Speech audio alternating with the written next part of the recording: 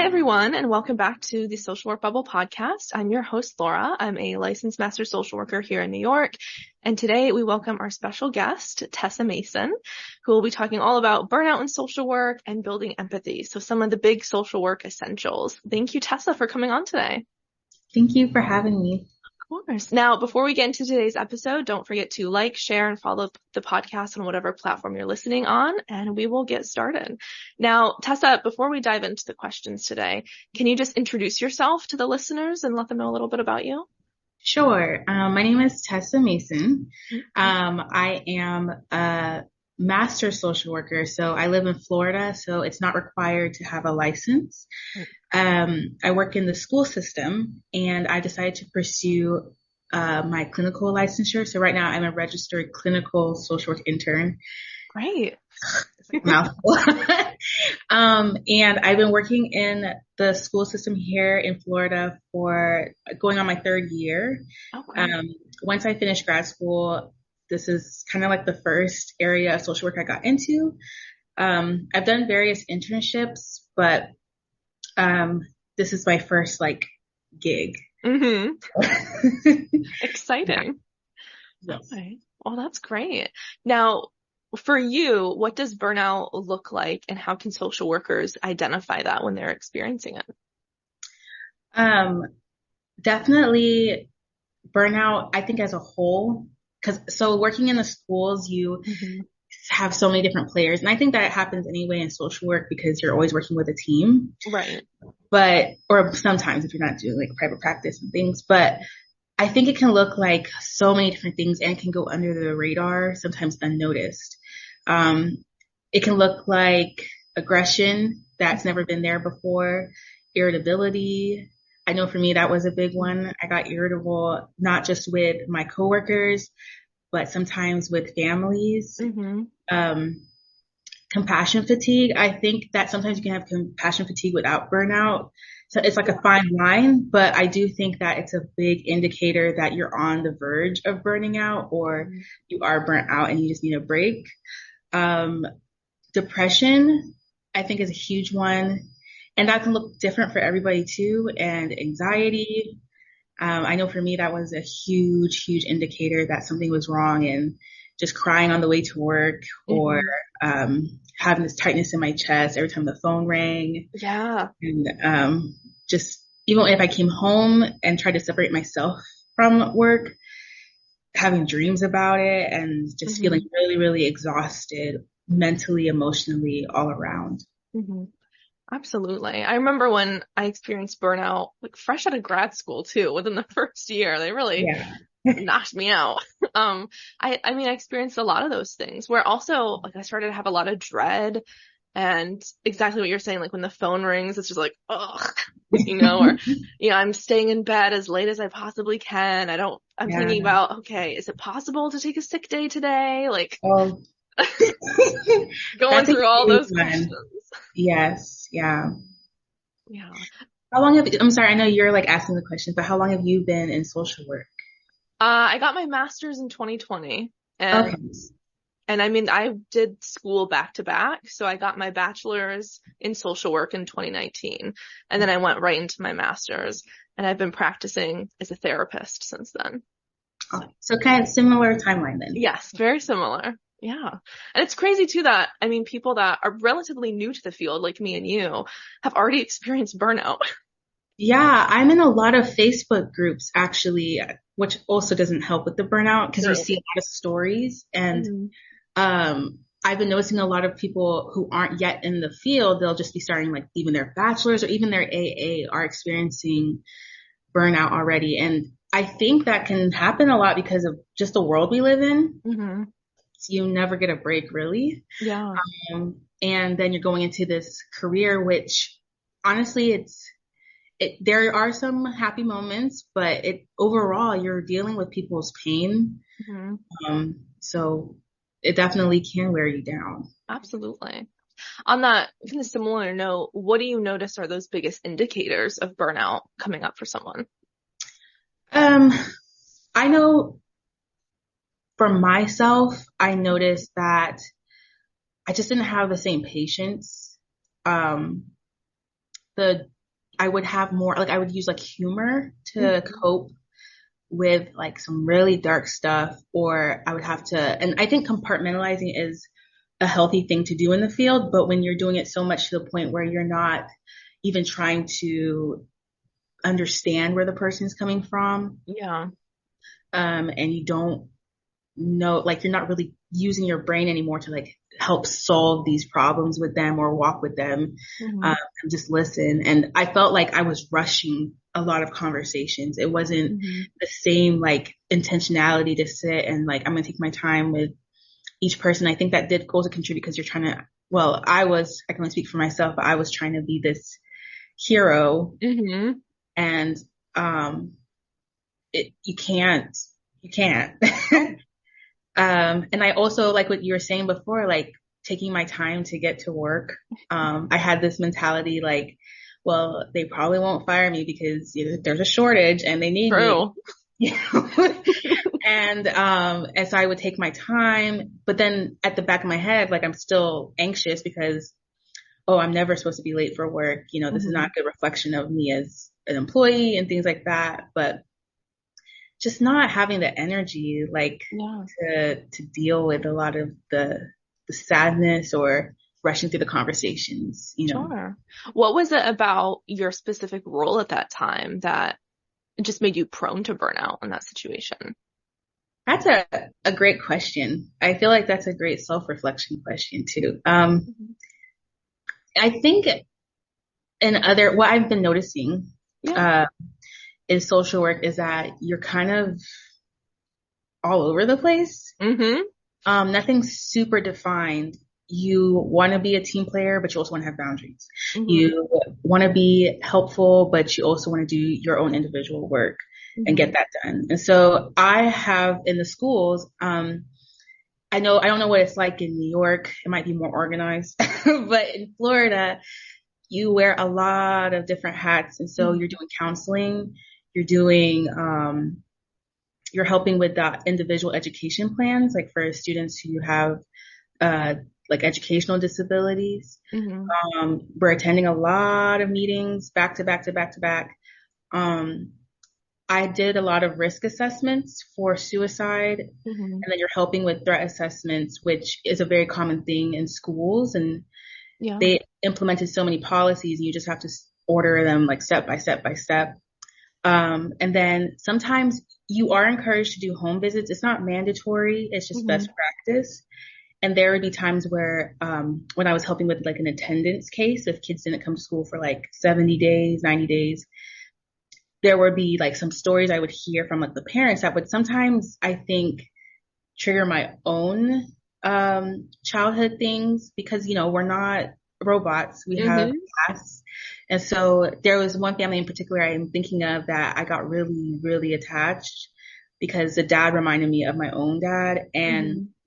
the kids, I just wanted to make sure that they were okay and all that. Yeah. And so I went above and beyond, I think more than I should have.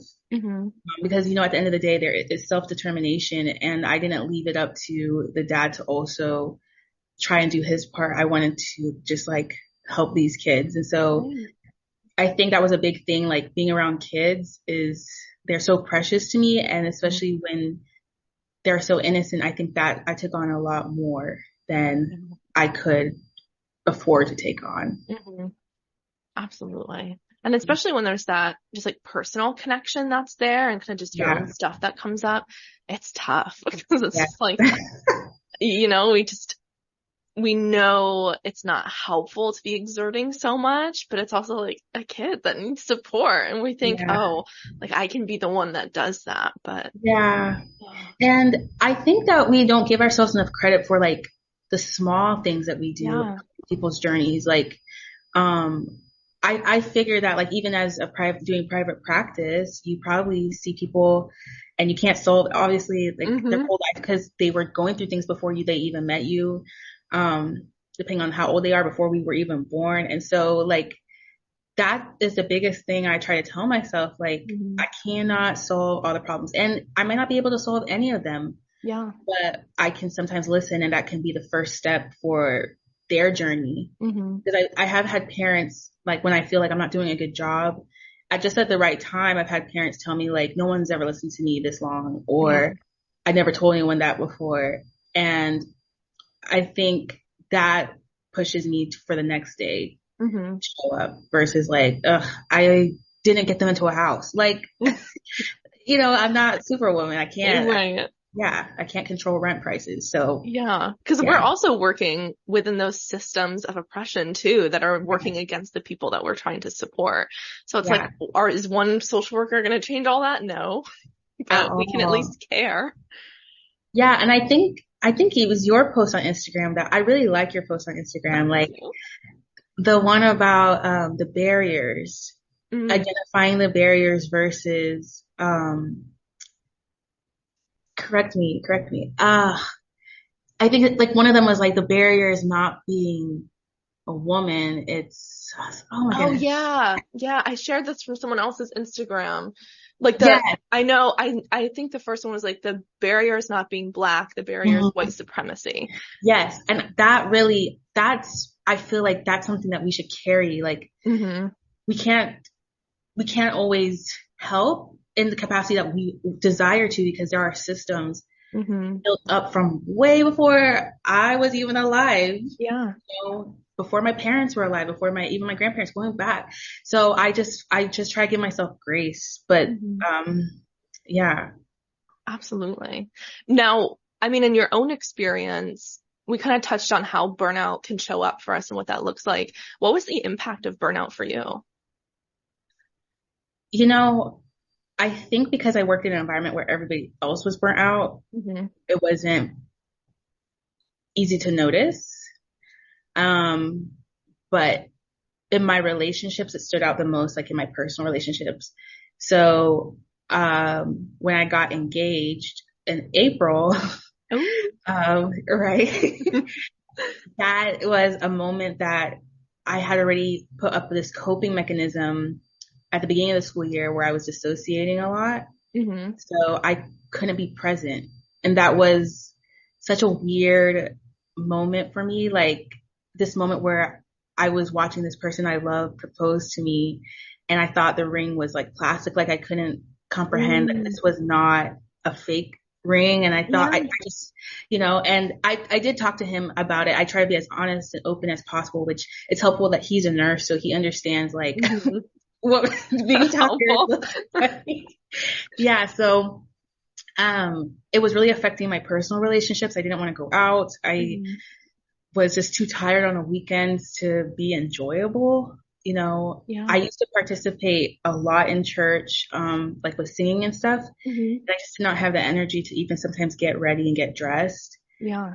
Um, and then when I was at work, I don't know how I did it. Like, I think because everybody else was tired and burnt out, and everyone is you're more like focused on yourself more than anything, and people don't Hmm. realize that. So no one really noticed Yeah. when I was just sitting, like if I would just stare at a wall at work, or if I was just checked out from a conversation. Hmm. Um, because also keeping that professional barrier, sometimes people don't know my true personality, so they don't know. Wow, Tessa's really struggling. Tessa, she Hmm. really struggled to even get here today. And then I would use a lot of PTO. So, Hmm. and I would just say, I'm not feeling well. And it was true. I wasn't feeling well for the day. And I Yeah. just had to take a day off. And to me, that's better. It was better for me to do that than to go to the school and like blow up on somebody. Cause that Hmm. did happen.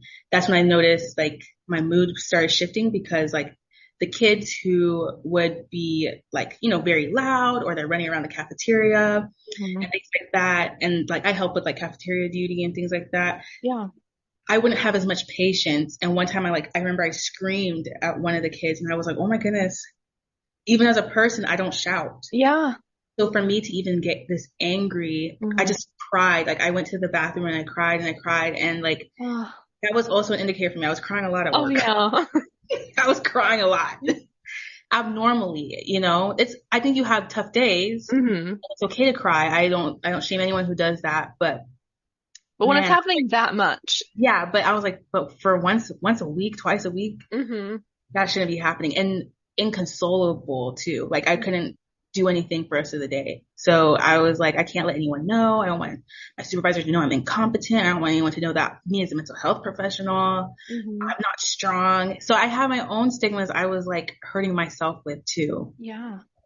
Absolutely. I noticed that too, where there is a lot of stuff where I think burnout has been very normalized. And Yeah. so many people in social work are just like, yeah, it's part of the experience, Yeah. take a bubble bath, whatever. I'm glad you said that because so the county I work in is one of the Mhm. largest. And so we have a lot of, I think it's 250 schools, in our county. So they break us up into areas. And so everyone, you get to have this kind of a more intimate approach with your schools, like in your area. So I work in a more like low income area, high needs school. And so when I meet with my area, it's maybe about 7 to 9 other schools, like other schools for social workers who come out. We do once a month meetings. It could be Mhm. fun. It could be like food based, but we're collabing. Right. And so, I noticed that we had a meeting and we were supposed to go around the room and share like one word to describe our school year. And I remember it got to me, everyone was sharing like these, wow, interesting. It's thought provoking. Like, no negative feelings seem like were allowed in this room, but I just Mhm. couldn't hold it. And I was like burnt out. And I remember like the room just burst into laughter. Oh And my gosh. yeah, so I was like, okay, Interesting reaction. yeah. And I remember this one social worker, she's pretty seasoned, like 23, 25 years, everyone knows her in the district. And I Hmm. remember she turned to me and she was like, how long have you been doing this? And I was like, this is my second year. Cause I'm just now going to my third year this Right. coming August. So I was like, this is my second year. And then they laughed even more. I was like, I'm so like a comedian. I'm a comedian. So My I gosh. was so embarrassed. And, Of course. I'm only a human. So my thoughts started racing. Like I should have not said anything. Like this is so embarrassing. Mm. Like these are the people who are supposed to support me, who are supposed to know what I'm going through. Like the people at my school, they don't always know how I feel. It's like, it feels like an island sometimes because you're the Right. only social worker there. Yeah. And I do have social workers I can call, but when you get reactions like that, I was like, wow, I feel like I'm Mm. on an island. Hmm. And, it doesn't feel like what you're saying. It feels so normalized. Yeah. And if I could share another, like one more story, like Absolutely. I went to the NASW conference, Hmm. for the Florida chapter in June. I went with my clinical supervisor just to see like the experience. That was my first time going. Yeah. And that was hard. That was hard because every speech, it felt like they talked about how we're superhuman, we're heroes. And I couldn't connect with it. I couldn't Hmm. connect. And they were, more older seasoned social workers as well. Hmm. Most of them were white. There wasn't a lot of diversity. Yeah. But even when I went to the workshops, it didn't feel like what I was saying was, no one wanted to relate to what I was saying. Right. No, and it's like maybe they're carrying their own shame Mm. from being a mental health professional because we all have stories. We all have, even if it was just one interaction we have with somebody or a lifelong of trauma that we need to like get the savior complex. But that was one thing I did notice at the Hmm. conference. It was a very eye-opening experience and I don't regret going at all. But Hmm. yeah, it is normalized a lot. Yeah, they kind of have blinders onto it, where it's just like, oh, just a part of the job. And it's like, no, because that also just makes it even more of a space, more conducive to burning out, because then you feel like Yeah. you can't reach out for support. You're not going to be seen and heard when you're going through a hard time. Yeah. And I think like with my job, they resort to like professional development seminars. So just to humor them, I took a burnout, what's it called? Professional development seminar. Hmm. And even being in that room, it wasn't that many of us. And I felt embarrassed to be in that room. Mm. And they showed like the slideshow of like different colors of where you might be on a scale. And they're like, if you're here, you're probably at the blue. But there was one that was like hanging off the scale. And I read all the symptoms. I'm like, I'm right there. Like, Yeah. it's like you need to go to a professional for mental health help. You're Hmm. depressed, anxious, no motivation. But everyone was like, oh yeah, I'm like at the blue. And these are people who were like working for 20 plus years. Mm-hmm. I don't know how many people were in there that were working 1+ year, but I feel like there is some shame that Yeah. we carry around, or we do put on this complex that we might say, oh, we're human, we can't do everything. Mm-hmm. But I don't think we really believe it. Very true. Yeah. Because there is definitely that narrative of being superhuman or superheroes, which is a whole other thing on its own. Yeah. But, Yeah. to like carry that notion of like, oh, like we're the ones that are gonna like save these people again. They're That's, like, we're going to break barriers. And I'm like, yeah. It's like, that's okay. That's are we? unrealistic. Yeah, I don't think we're realistic about it. Yeah. I remember too at my first job, I mean, for me, burnout meant I quit my job because it got to a point. And that was something I put off for months and months and months and months because there was a lot of internal barriers within myself where I'm like, I think like a million other therapists left at the same time.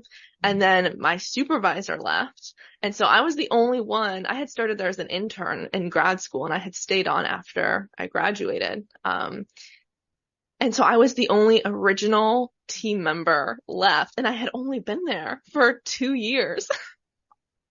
And Oh, so, and I had put off, and I knew this isn't working. Like the pay isn't good. I was living in Manhattan in New York, and so extremely expensive city. And I'm just like, I had like a 50+ person caseload. I'm like, this isn't really paying off for me right now. I've got student loans. Like, yeah. what's going on? But because of that narrative, like, oh, like I'm the only one there for my clients. Like I felt such an obligation to continue to show up for my clients where I Yeah. just was in this burnout pit of despair. And so it wasn't, I mean, I finally got to the point where I'm like, I can't do this anymore. And that's when I joined a group practice. And I remember applying to that job and I saw the application on Indeed and I'm like, it's too good to be true. There's no way this job exists. Right.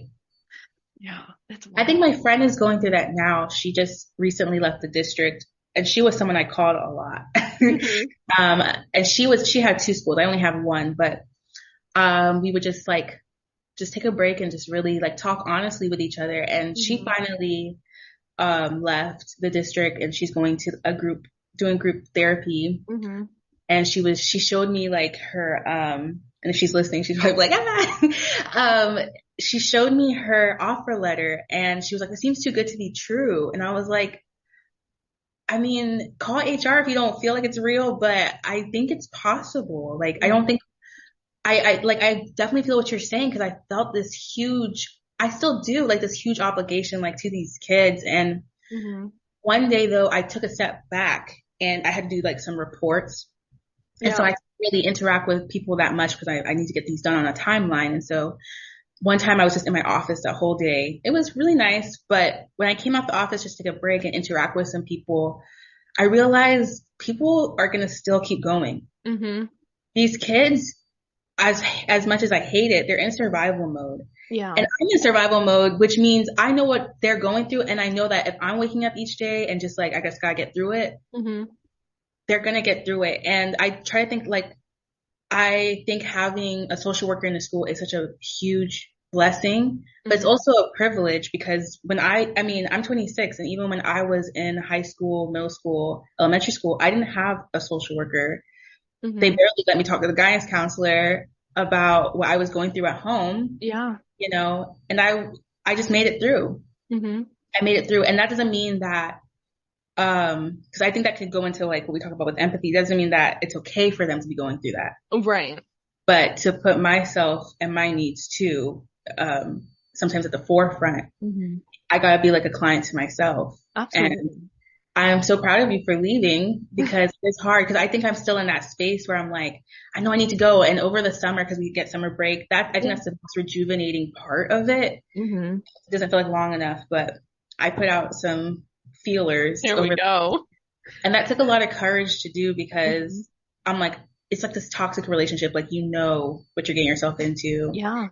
And like, this population, like, but is it worth the mental suffering I went through? Mm-hmm. I don't think so. And I don't want to be less useful in my outside relationships because that still matters. Our careers are important, but life is bigger than what we do for work. Yeah. Absolutely. And when we have no time for life outside of work, it also just feeds Right. into that burnout cycle where then Yeah. we're just more resentful and we're more dreadful of all the work that's there. Hmm. Mhm. Okay. Agreed. Now, in your own journey in burnout, what have been the things that have been helpful for you in either recovering from it, preventing it from happening again? What's worked for you?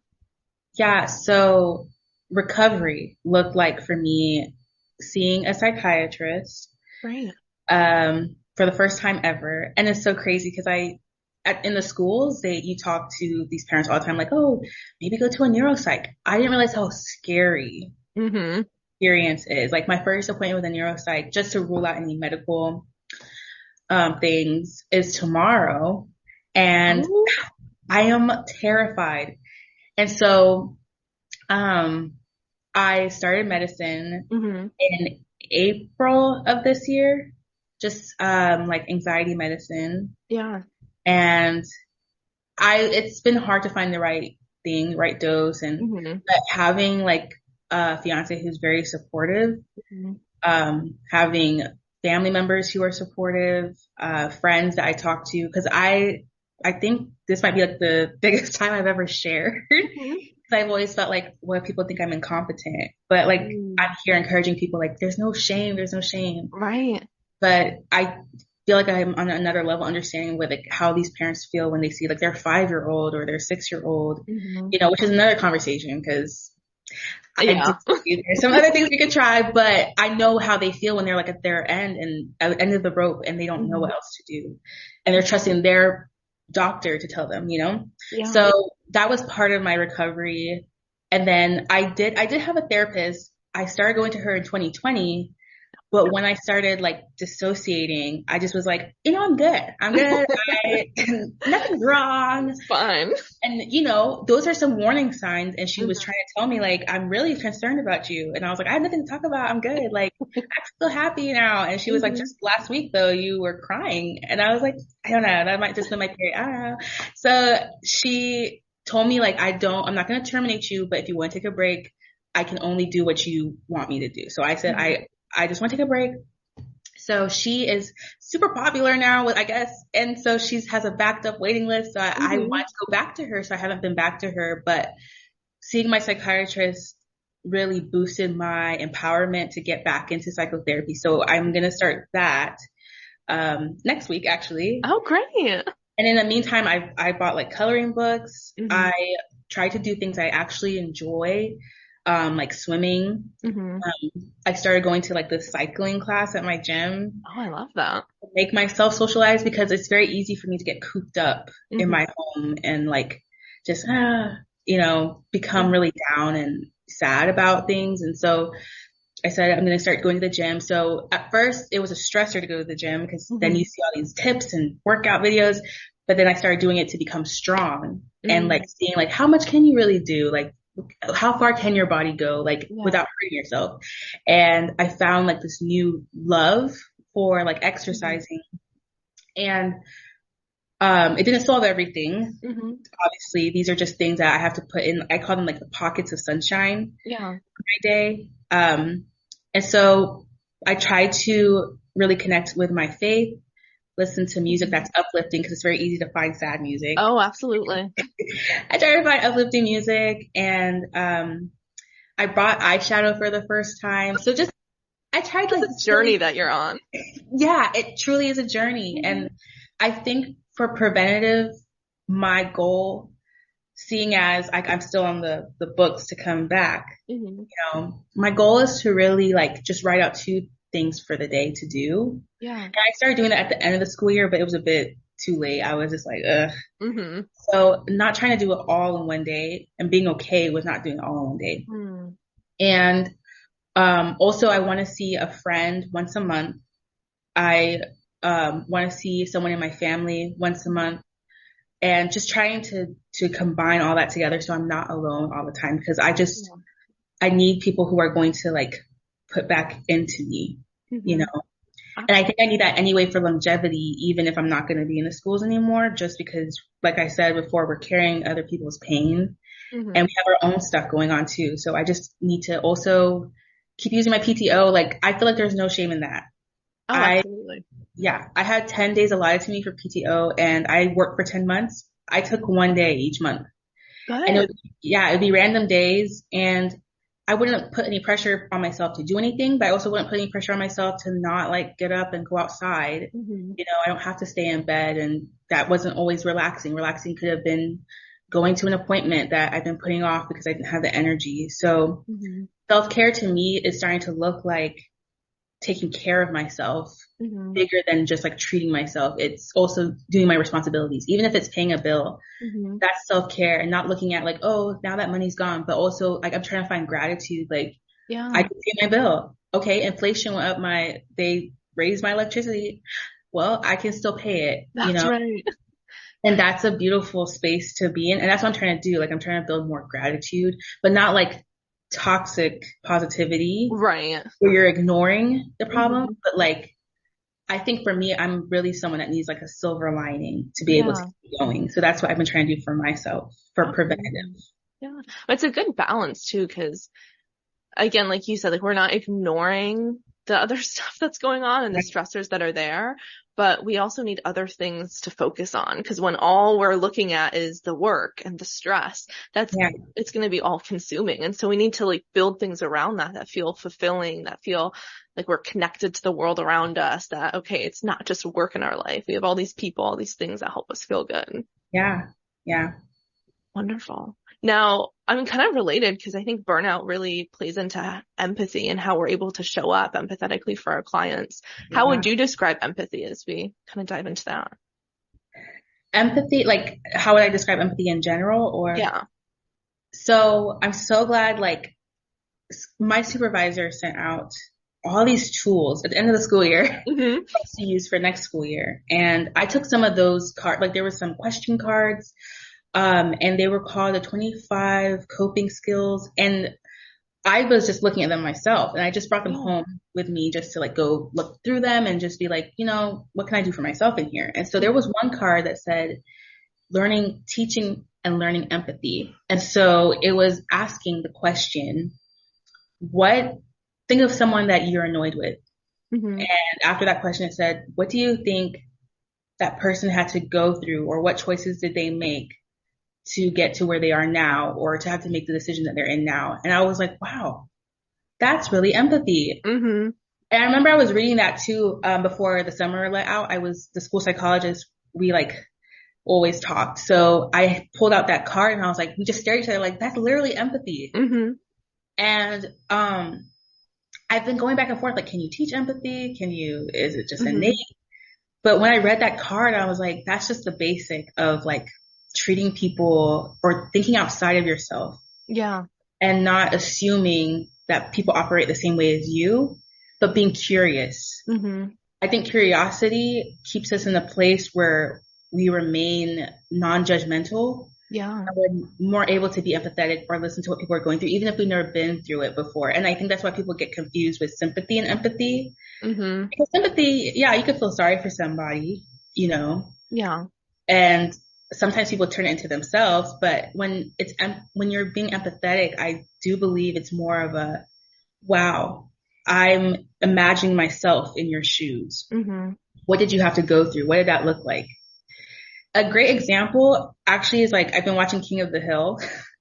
Hmm. Um, it's a very funny show. I was like, Hmm. wow, I can't believe I didn't have the IQ to understand this before. But um, so Hank Hill and his family went to Mexico for like a vacation, Hmm. and they were driving through the border. They live in Texas. Going through the border patrol, and then his son Bobby's like, "What's this fence for?" And so Hank's telling him like, "There's families who want to get over to our beautiful country and all that stuff." And at the end, Hank had to be the one to try and get over the fence. Mm. And there were so many lessons. There were so many lessons in that one, even though it was supposed to be like comedic relief. Right.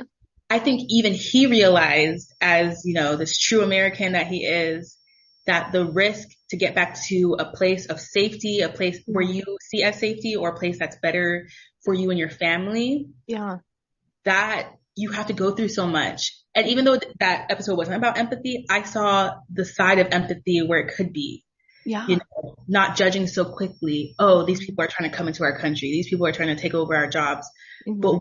was a situation that desperately led them to try and get over. So I know that's like going off of topic, kind of like going to immigration, but that's why I mean, the love I have for social work and how I got into it was from meeting someone that was unhoused when I was maybe 16, 17. Yeah.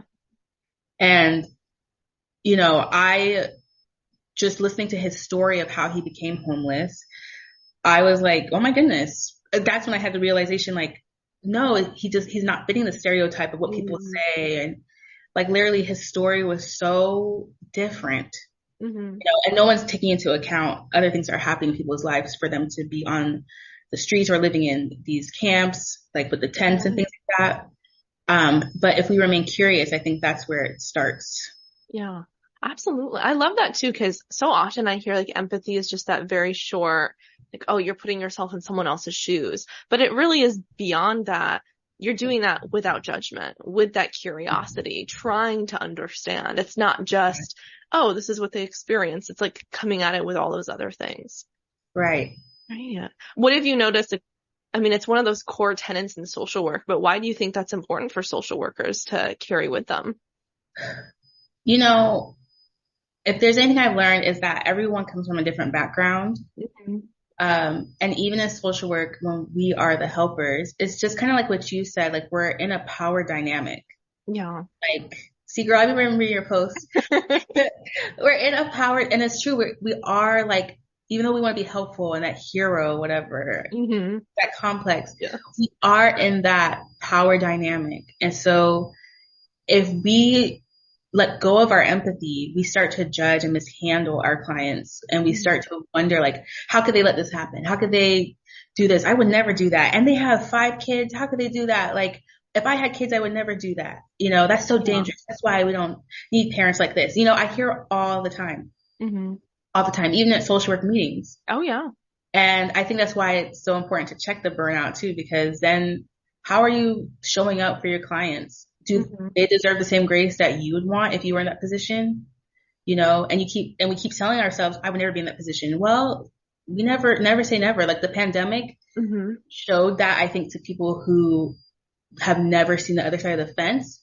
But I think the pandemic reinforced for people who have been going through this before 2020 that it's possible for anyone to go through it. Like, you know, and I remember I said it to a mom when I was handing out like Thanksgiving bags. She was saying how tough of a time it's been. And I said, I'm sure it's been tough way before the pandemic. And she was like, yeah. And you're the first person to actually say that, because what a moment. And because everyone just says the pandemic showed us. But there are people who were suffering. There were people who were isolated before, you know? Yeah. And I think that it's important for us to have that and truly carry that as a core value, because our clients deserve it. First of all, because I think we have to see them as human before anything else, before our paycheck home, before anything else. This person is human. And if we lose that, then there's no point for us to be even working with them. Right. Because, what are you doing it for? Absolutely. I mean, it really does play into that burnout piece, like you're saying too, because it's a good indicator, I think, for a social worker when we're starting to just almost blur clients together, or it's kind of like, oh, they should have done this and this and this. And we're not really seeing them with that non-judgmental perspective anymore. Like, it's a time to take a step back and be like, okay, something's going on here. Or, you know, for many people I've seen, maybe it's not burnout. Maybe they're just not fit to be a social worker. There's some people I've seen where I'm like, are you sure this is the field for you? Yeah. I do wonder, like, what part of themselves are they trying to heal, trying to help other people, but they don't have the compassion or the empathy. So, and I don't think we ever consider that. Like, it's not always burnout. It's not always compassion fatigue. Maybe our personality just doesn't fit. Maybe we're better with numbers and being an accountant would be better, or something more like, I mean, I know there's different modes of therapy and some people take a tough route. They like toughness, and I think there is a place for like, tough love, but yeah, I think we have to really take a hard evaluation and be honest with ourselves too. Like, where are we at and what are we willing to like, are we willing to humble ourselves to really let this person Mm-hmm. see a softer side of us? And if we're not willing to do that, then maybe we're not in the right field. Yeah, absolutely. That humility part is so huge too, especially with that narrative that we've talked about like being the superhero, being the savior, when it's Yeah. like, no, like that's not our job. And also that really is disempowering to the client. I mean, it brings up a whole bunch of issues. Yeah. But then I mean, that's not a foundation for empathy. If we're coming in, especially when social work was kind of founded on like a lot of white women coming into homes being like the helpers, or I can't remember the term that they use, but where it just reinforces that savior complex where it's like, I know what I'm talking about and I'm better Yeah. than you. And like that, it kind of just breaks that down. So having that empathy and humility is huge. Yeah, and I like that you said that because like I'm the professional because Mm-hmm. when social work started, like it was grassroots and there was no MSW, there was no license, nothing. It was just people who I think there were people who genuinely wanted to help, and then there was probably a mix, just how we have Yeah. today. And so I feel like I try not to even bring up my credentials unless the parent gets kind of snooty with me and they're like, how do Mm-hmm. you even know this? Then I'll be like, well, actually, this is what I studied when I got my master's. But when I'm relating to somebody who is in a cycle of poverty, a cycle of abuse, a cycle of drug use, Mm-hmm. and they're trying to raise a kid and they're dealing with a system of homelessness, like I'm not bringing up my master's. You're the expert. You tell me what I can do for you, and I can tell you if I'm able to do it or who can do it for you. Mm-hmm. You tell me how much you need from me. And if I don't know how, I'm learning how to say, I'm really not sure, but let me check in with like someone from my department to Mm-hmm. figure out if they know something I don't know. Yeah. And they always told me like, you should say that because you're first year, like your first year, your second Mm-hmm. year. But no, we should be saying that even when we're in year 30 because Mm-hmm. the world is changing. People are different. Even if you have the same situation with a client, with two different clients, it's still two different situations. Mm-hmm. And so I think that's why humility is so important and to Mm-hmm. be empathetic. And I think that's the hard part of working with a team is when Yes. they don't see it in that lens, they see me as like, oh, you just look at everything as glitter and rainbow. Like, Mm-hmm. no. And that reflects on like how do people look at our situations when we're going through a hard time, Mm-hmm. And so I try to show empathy to my coworkers so that Mm-hmm. it's like kind of modeled and then not in a condescending way, but I want them to feel what it like and understand what it feels like to be Mm-hmm. understood and to be heard and not to be judged Mm-hmm. so that they can give it. Because if you don't have it for yourself, you're not going to be able to give it for somebody else. Absolutely. Yeah, that's very true. Um, for our other social workers, how do you think they can continue to build empathy? I don't think it's through trainings. Mm-hmm. True. Honestly, I think doing a lot more reflection on themselves. Yeah. I I'm really a big proponent on what I was saying, like if you don't Mm-hmm. have it, you can't give it. Right. And that's why like the burnout affects the empathy Mm-hmm. because we're not having even empathy for ourselves to even take a break. We're not having empathy to think about quitting our job, maybe Mm-hmm. finding something new. Maybe this is not the right time to be in this field. Maybe I need a break. And so I think it starts with, first of all, taking care of yourself Mm-hmm. and finding at least one person that can check in with you, even if it's just like once a month. Um, what are you struggling with that you need to take care of first before filling up somebody else's glass of Mm-hmm. water? And I don't think that's something that you can learn in a training. I think that's something that you have to really sit down and be real about with yourself Yeah. and get personal. Or Mm-hmm. ask somebody that you trust to do some reflection with you. Like, what have you seen different about me? Mm-hmm. What have you seen any changes? Do you think I could be doing something better? Do you think I'm harsh when I respond? And being open to people's constructive criticism, like going to the right people for Yeah. that. Because you don't want someone who's going to keep hitting you down while, Mm-hmm. while you're down. Very So, true. Yeah. yeah. That gentleness, but accountability. Yes, yeah. Wonderful. This has been such a great conversation. I'm feeling energized right now. Me too. Me too. I'm glad you got me over the summer. I was like, I really want to talk. I really want to talk to her. Oh, that's so great. Well, thank you so much, Tessa, for joining us. Now, for the people that are listening, where can they continue to follow your journey? You can follow me on Instagram at Okay. Sing the Clouds Away. Hmm. It's all one word. There's no capital letters. Really, it's just my personal account. I don't put too much professional like things on there. I do share like on my stories when it's mental health month and things like Hmm. that. But I try to just be myself and just bring some positivity and realness as much as possible. Right. Love it. All right. Well, thank you everyone so much for listening. As always, like Tessa's information will be linked in the description below. If anything resonated with you, please like, comment, share, and we will see you next time. Thanks, Laura.